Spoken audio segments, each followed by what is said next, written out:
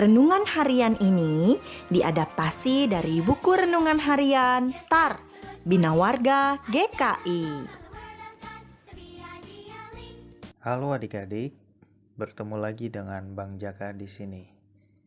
Bacaan kita hari ini terambil dari Matius pasal 7 ayat 21.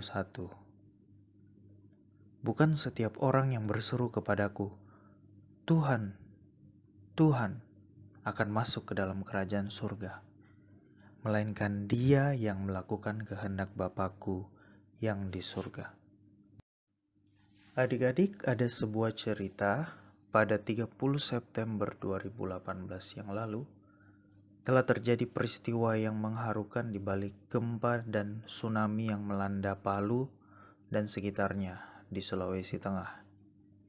Seorang petugas menara kontrol sebuah bandara di kota Palu memberi izin pilot pesawat untuk terbang lebih awal dari jadwal seharusnya. Pesawat terbang yang diperkirakan berangkat 3 menit lebih awal itu telah berhasil meninggalkan landasan bandara ketika tiba-tiba gempa yang berkekuatan besar dan berpotensi tsunami mengguncang Palu dan sekitarnya.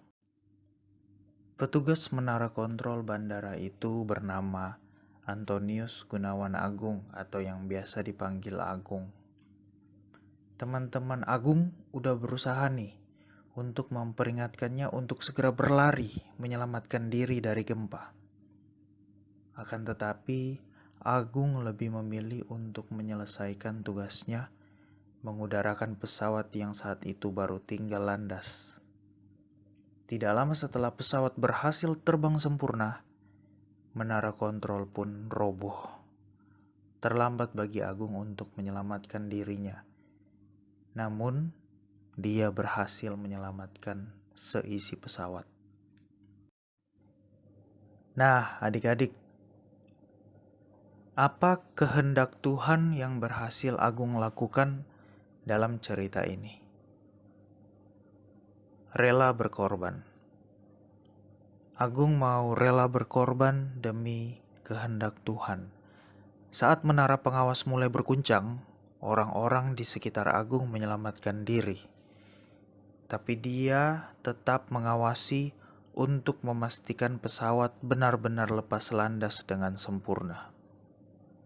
Dia mengorbankan nyawanya demi menyelamatkan nyawa orang lain.